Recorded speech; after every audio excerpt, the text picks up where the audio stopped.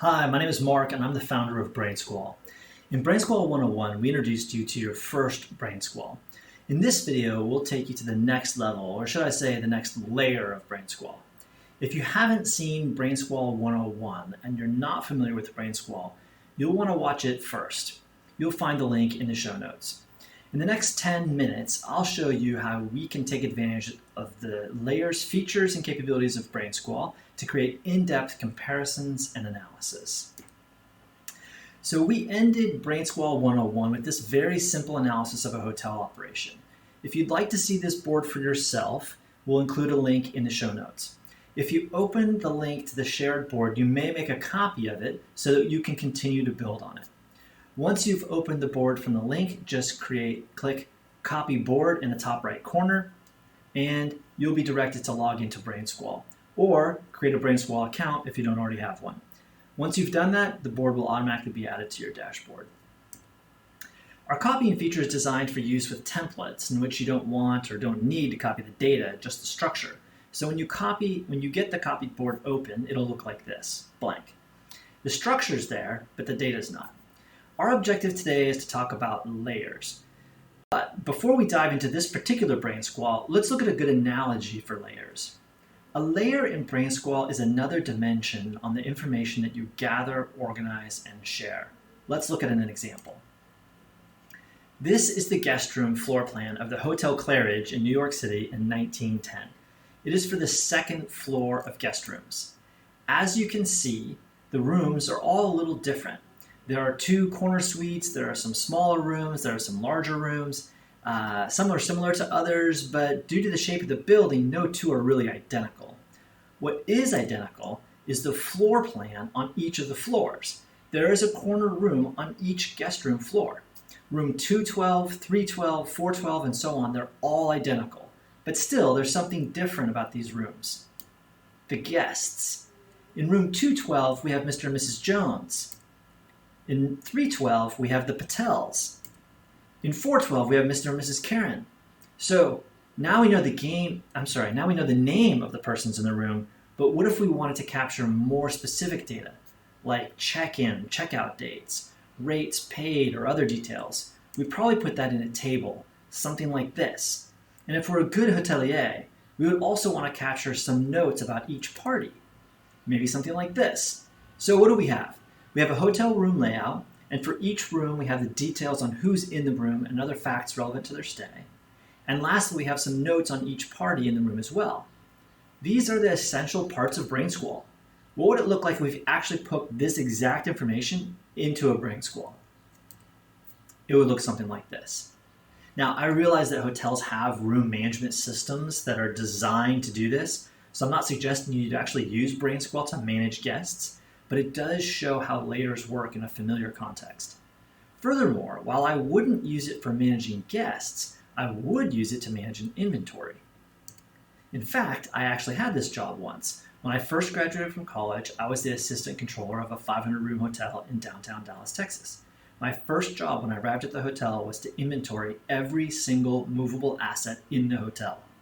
I didn't have BrainSquall, so I used a spreadsheet, but I wish I had the ability to see the rooms on each floor with a detailed inventory for each room and the ability to capture notes as you can in BrainSquall.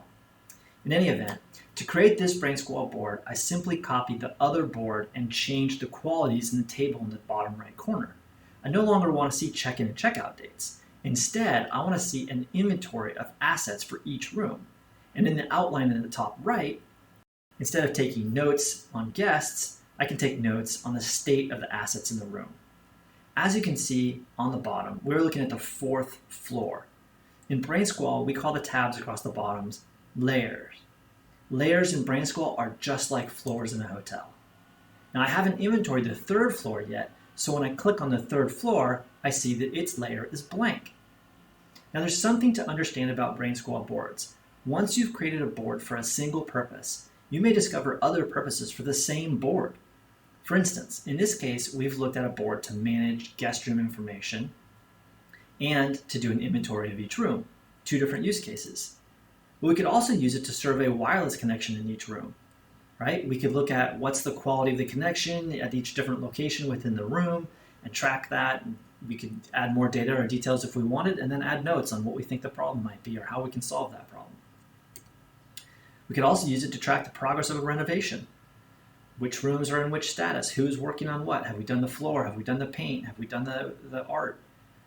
The idea is that once you've created a board for a collection of elements, in this case, hotel rooms, there are innumerable ways to use it for comparisons, project management, analysis, and more. So let's go full circle back to where we started with the Hotel Systems Analysis Board. Okay, so here we are. How could we use layers here? Remember, layers are good for comparing apples to apples. If you're going to look at the same collection of information many times, layers are the answer.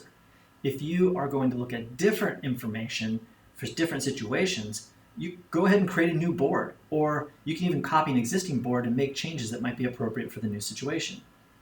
But if we're doing an assessment of hotel systems across multiple hotels, and we want to look at the same business processes at each hotel, or mostly the same, they don't have to all be the same, then we would use layers. Here I've added a layer for each of our 10 locations as you see across the bottom of the screen.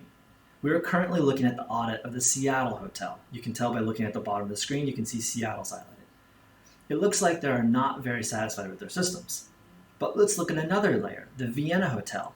So I click on the Vienna hotel on the Vienna tab, and we can see that layer. Now I can see their situation is quite a bit better with the exception of front desk and catering. I'd like to point out that for this demonstration, I've intentionally used a very simple business capability map. We are essentially looking at 4 business processes, and we broke food and beverage into 3 sub-processes.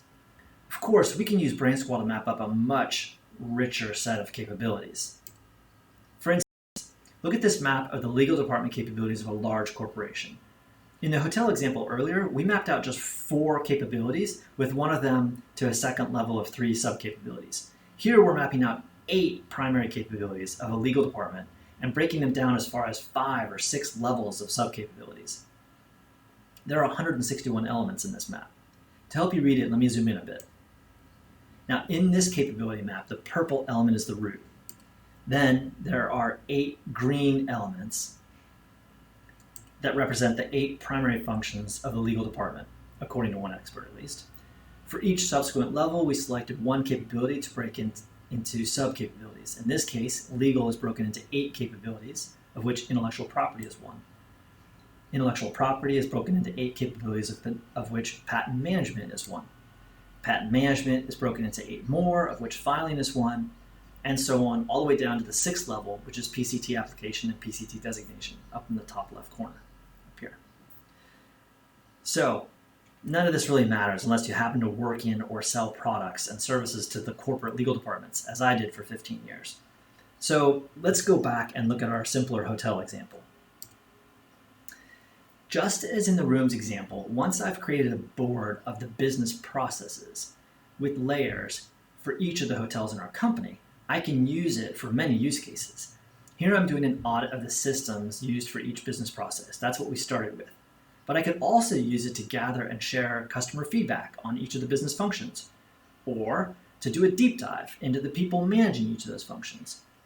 Or if I were selling, implementing, or supporting products and services to these hotels, I might use each layer for different customers or prospects. This would help me better understand my customer or prospect.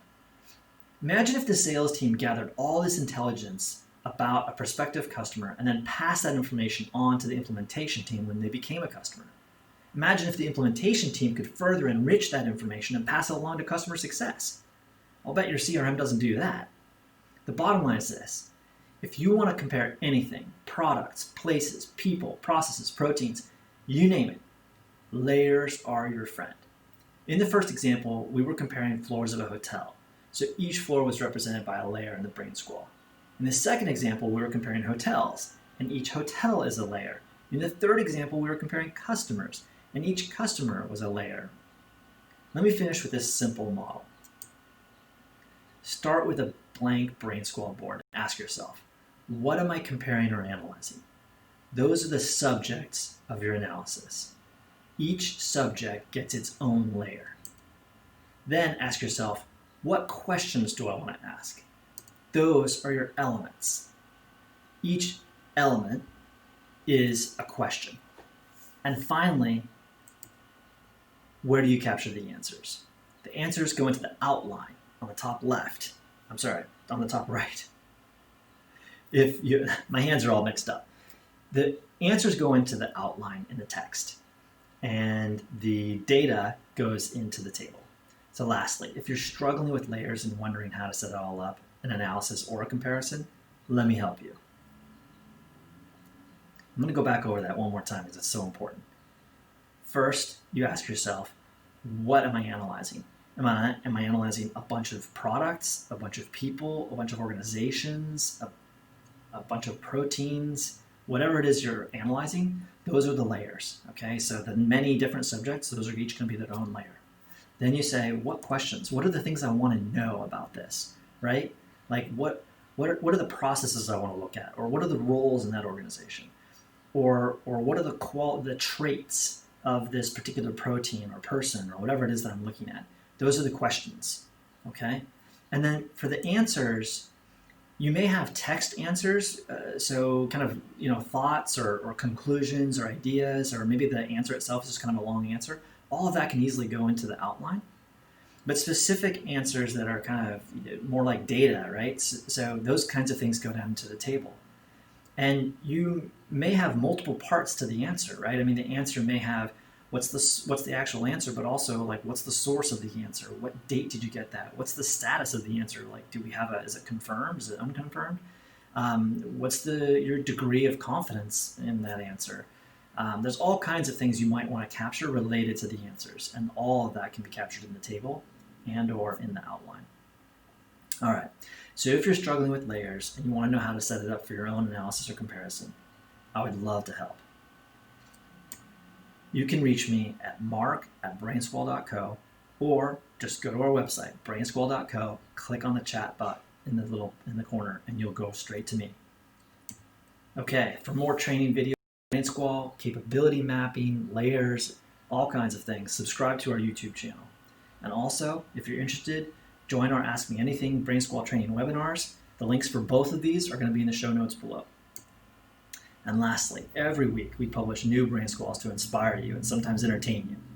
To get those updates, follow us on LinkedIn, Facebook, Twitter, or Instagram. As for TikTok, we're still working on our moves. I'm kind of old for TikTok, but here's a move from my youth I think you might use. I might use. All right, what do you think? Let me know in the comments.